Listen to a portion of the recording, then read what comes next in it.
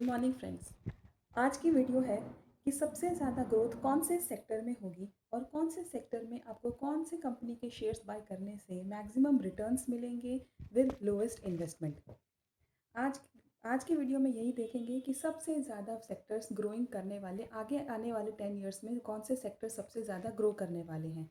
तो फ्यूचरिस्टिक सोच और अप्रोच के साथ में फर्स्ट सेक्टर डेफिनेटली है डिफेंस सेक्टर। डिफेंस सेक्टर इसीलिए इतना ज़्यादा अच्छा मैं रेकमेंड करूँगी क्योंकि डिफेंस सेक्टर का बजट हमेशा हमारे day to day year to year Modi ji बढ़ाते ही जा रहे हैं। डिफेंस बजट भी बढ़ रहा है और डिफेंस के सेक्टर में जो परफॉर्म होने वाली कंपनीज़ हैं उनके शेयर्स भी लगातार हाई ऑन हाई टाइम पे जा रहे हैं। हाई स्टेक के कुछ शेयर्स हो सकते हैं डिफेंस सेक्टर में। डिफेंस सेक्टर में सबसे बेस्ट दो शेयर मैं बताऊंगी। तो वो है पहली तो हिंदुस्तान एरोनॉटिक्स, उसका शेयर आप खरीद सकते हैं। और सेकंड है भारत इलेक्ट्रॉनिक्स। ये दो कंपनीज़ के शेयर सबसे अच्छे जाते हैं, अच्छी वैल्यू पैदा करते हैं और अगर आप इसका पीछे का एनालिसिस भी अगर देखेंगे तो अच्छी ही इन्होंने रिटर्न्स दी है।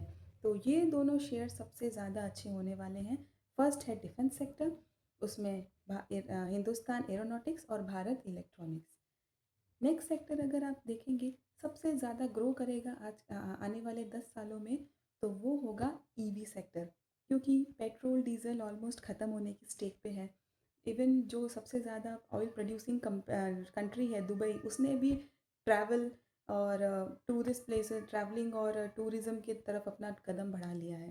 2050 तक ऑलमोस्ट डेड है पेट्रोल डीजल, इसीलिए ईवी का सेक्टर है। जो कंपनीज ईवी गाड़ियाँ बनाती हैं उन अगर आप उन अपने पैसे उन शेयर्स में इन्वेस्ट करेंगे तो सबसे ज़्यादा आपको प्रॉफिट मिलेगा, मैक्सिमम रिटर्न्स मिलेंगे। इस सेक्टर में मैं दो शेयर्स आपको सजेस्ट करूँगी, दैट इज़ टाटा मोटर्स और अगर आप दूसरा चाहते हैं तो महिंद्रा एंड महिंद्रा। इन दोनों आप पीछे की एनालिसिस और रिसर्च भी अगर देखेंगे ना, पास्ट एनालिसिस, तो इन दोनों कंपनीज़ की जो गाड़ियाँ हैं सबसे ज़्यादा सक्सेसफुल जाती हैं। और ईवीज़ अभी तक इन्होंने जो भी लॉन्च की है ना सबसे ज़्यादा सक्सेसफुल गई हैं क्योंकि they have the potential to run the EVs. सबसे ज़्यादा रिसर्च और एनालिसिस करके ये सारी गाड़ियाँ बना रहे हैं और इनकी जो गाड़ियाँ हैं सबसे सक्सेसफुल जा रही हैं, इसीलिए इन दोनों कंपनीज़ के शेयर ईवी सेक्टर में सबसे अच्छे जाएंगे। सेकंड थर्ड सेक्टर अगर मैं कहूँ तो वो है AI, that is artificial intelligence. Artificial intelligence का तो ज़माना ही है। हर कोई हर चीज़ में आर्टिफिशियल इंटेलिजेंस ही यूज़ करने लग गए हैं। चाहे आप यूट्यूब में देख लो, इंस्टाग्राम पे देख लो, हर normal day to day life में आर्टिफिशियल इंटेलिजेंस काम आने लगा है। इसीलिए थर्ड सेक्टर जो सबसे ज़्यादा इंक्रीजिंग होगा वो होगा आर्टिफिशियल इंटेलिजेंस का। आर्टिफिशियल इंटेलिजेंस में बहुत सारी कंपनीज़ वर्किंग है। आप बहुत सारी वर्किंग कंपनीज़ में अगर आप देखो तो KNPIT टेक्नोलॉजीज़ हैं, सबसे अच्छा उसका शेयर है।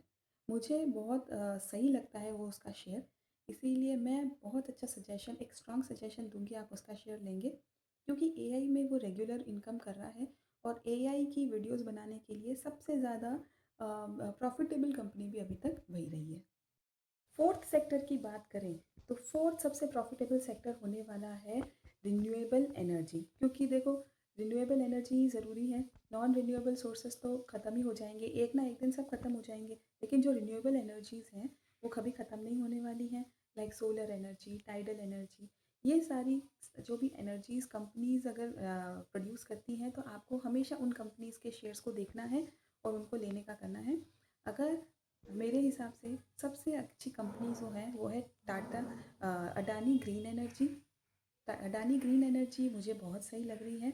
अडानी ग्रीन एनर्जी के अगर आप शेयर्स की बात करो तो हमेशा से उन्होंने अच्छा ही दिया है।